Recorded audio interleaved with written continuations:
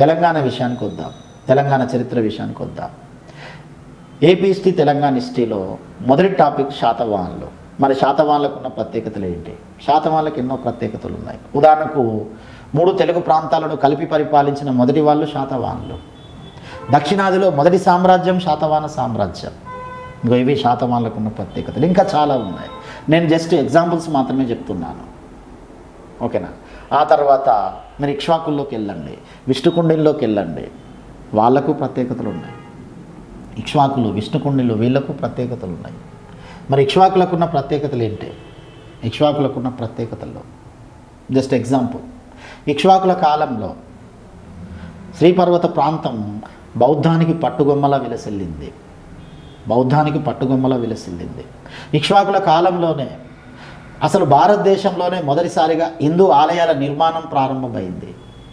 ఇక్ష్వాకుల కాలం నుండే తెలుగు ప్రాంతాల్లో సంస్కృతంలో శాసనాలు వేయడం ప్రారంభమైంది. ఇవన్నీ కూడా ఇక్ష్వాకులకు ఉన్న ప్రత్యేకతలు. తర్వాత విష్ణుకుండిల దగ్గరికి వెళ్ళండి. విష్ణుకుండిలకు ఉన్న ప్రత్యేకతలు ఏంటి? విష్ణుకుండిలకు ఉన్న ప్రత్యేకతలు అసలు దక్షిణాదిలోనే హిందూ దేవుళ్లకు గుహాలయాలు నిర్మించిన మొదటి వాళ్ళు విష్ణుకుండిల్లో. లేక తెలుగు ప్రాంతాల్లో హిందూ దేవుళ్లకు గుహాలయాలు నిర్మించినటువంటి వాళ్ళు విష్ణుకుండిల్లో. ఓకేనా? అంటే ఈ విధమైనటువంటి ప్రత్యేకతలు. అదేవిధంగా వేంగి చాళుక్యుల దగ్గరికి వెళ్ళండి. వేంగి చాళుక్యులకు ఉన్న ప్రత్యేకతలు ఏంటి? తెలుగు భాష సాహిత్యాలకు గొప్ప సేవ చేశారు, అది వాళ్ళకున్న ప్రత్యేకత. పంచారామాలు నిర్మించారు, అది వేంగి చాళుక్యులకు ఉన్న ప్రత్యేకత. కాకతీయుల దగ్గరికి వెళ్ళండి. కాకతీయులకు ఉన్న ప్రత్యేకత ఏంటి? శాతవాహనుల తర్వాత మరోసారి 3 తెలుగు ప్రాంతాలను కలిపి పరిపాలించినటువంటి వాళ్ళు కాకతీయులే. ఇది కాకతీయులకు ఉన్న ప్రత్యేకత.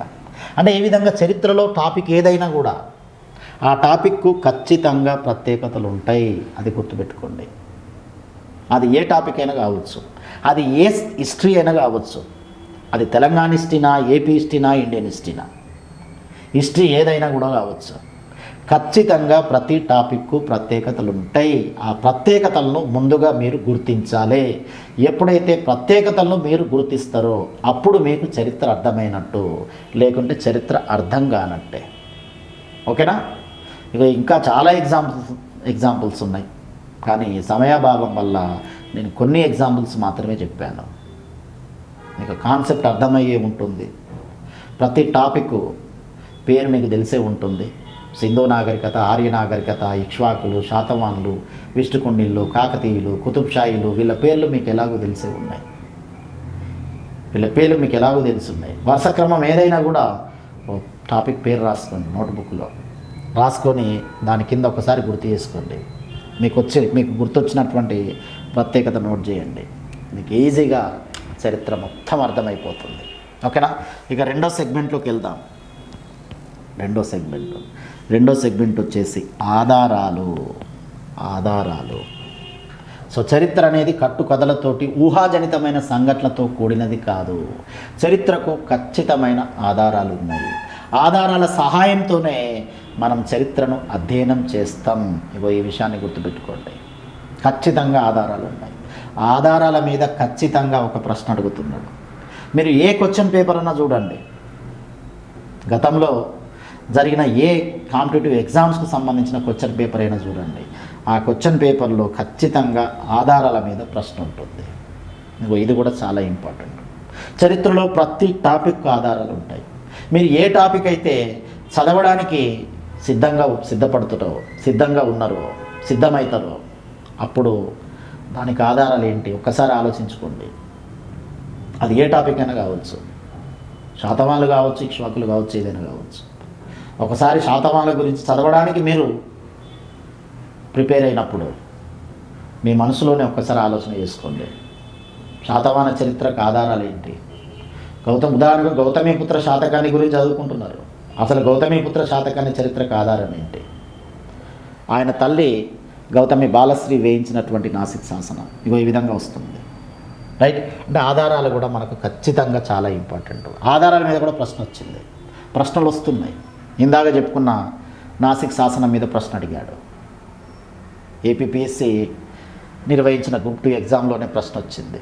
ఆ ప్రశ్న ఏ విధంగా అడిగాడంటే, గౌతమి బాలశ్రీ తన నాసిక్ శాసనాన్ని ఈ కింది ఏ శాతవాహన రాజు కాలంలో వేయించిందని అడిగాడు. ఇది ఎలాంటి ప్రశ్న? ఏ రకానికి చెందినటువంటి ప్రశ్న? ఆధారాలు అనే రకానికి చెందినటువంటి ప్రశ్న. ఆధారాలు. ఓకేనా? అదే ఇండియన్ హిస్టరీలోకి వెళ్ళండి. ఇండియన్ హిస్టరీ ఐహోల్ శాసనం ఉదాహరణకు. ఐహోల్ శాసన నేపథ్యంలో చాలాసార్లు ప్రశ్న అడిగాడు. రెండో పులకేసి చరిత్రకు ఐహోల్ శాసనం ఆధారం. రైట్, ఆధారాల మీద ఖచ్చితంగా ప్రశ్న ఉంటుంది. మరి ఆధారాలు ఎన్ని రకాలు? ఆధారాలు సాధారణంగా రెండు రకాలు. ఆధారాలను సాధారణంగా రెండు రకాలుగా విభజించడం చరిత్రలో సాంప్రదాయం. ఆ రెండు రకాల ఆధారాల్లో ఒకటి పురావస్తు ఆధారాలు. పురావస్తు, వీటిని ఆర్కియలాజికల్ సోర్సెస్గా పేర్కొంటారు.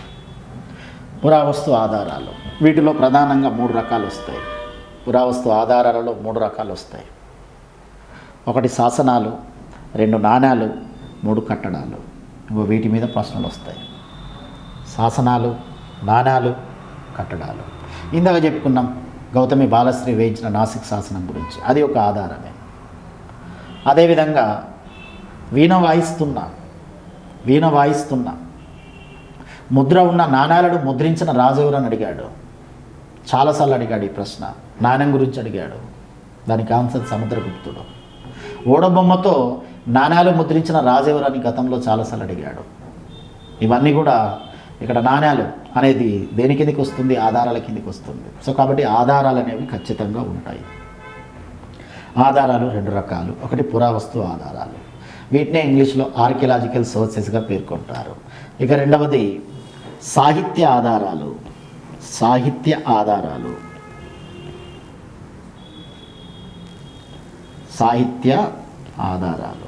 సాహిత్య ఆధారాలు అంటే లిఖితపూర్వకమైన లేక గ్రంథపరమైనటువంటి ఆధారాలు. వీటిని తిరిగి రెండు రకాలుగా విభజిస్తారు. ఒకటి స్వదేశీ గ్రంథాలు, రెండు విదేశీ గ్రంథాలు. స్వదేశీయులు రాసిన గ్రంథాలు, రెండు విదేశీయులు రాసిన గ్రంథాలు. ఇవి కూడా మనకు చాలా ఇంపార్టెంట్. మీరు చరిత్రలో ఒక సింధు నాగరికతను మినహాయిస్తే తర్వాత వచ్చినటువంటి చరిత్రలోని ఏ టాపిక్లోకి వెళ్ళినా కూడా మీకు ఎన్నో గ్రంథాల ప్రస్తావన వస్తుంది. ఆ గ్రంథాలన్నీ ఆయా కాలాలకు ఆధారం. మనకు ఉదాహరణకు ఆర్య నాగరికత గురించి చదువుకునేటప్పుడు వేదాల ప్రస్తావన వస్తుంది. బ్రాహ్మణకాలు, అరణ్యకాలు, ఉపనిషత్తులు, వీటి ప్రస్తావన వస్తుంది. అవన్నీ ఆర్య నాగరికతకు ఆధారమే. మౌర్య చరిత్రలోకి వెళ్తే అర్థశాస్త్రం ప్రస్తావన వస్తుంది, ఇండికా ప్రస్తావన వస్తుంది. అవన్నీ కూడా మౌర్యుల చరిత్రకు ఆధారమే. అవన్నీ మౌర్యుల చరిత్రకు ఆధారమే. మీరు శాతవాహనుల దగ్గరికి వస్తే గాథా సప్తసతి, బృహత్కథ, కామసూత్ర, ఇలాంటి గ్రంథాల ప్రస్తావన వస్తుంది. ఇవన్నీ శాతవాహనుల చరిత్రకు ఆధారమే. సో కాబట్టి అభ్యర్థులు గుర్తుపెట్టుకోండి, ఆధారాలు రెండు రూపాల్లో ఉంటాయి. పురావస్తు ఆధారాలు అండ్ సాహిత్య ఆధారాలు. ప్రతి టాపిక్లో కూడా ఆధారాలు ఖచ్చితంగా వస్తాయి. మరి మీరు చదివే టాపిక్కు ఆధారాలు ఏంటి అనేది ఒక్కసారి గుర్తు చేసుకోండి. మీరు ఒక దగ్గర రాసుకోండి. అన్ని ఆధారాలు, టోటల్ ఆధారాలన్నీ ఒక దగ్గర రాసుకోండి. మీకు చదవడం సులభంగా ఉంటుంది, మీకు చరిత్ర కూడా సులభంగా అర్థమవుతుంది. ఎగ్జామ్లో వచ్చే ప్రశ్నలకు కూడా సులభంగా మీరు ఆన్సర్ చేయగలుగుతారు. రైట్, ఇక మనం మూడో సెగ్మెంట్లోకి వెళ్దాం.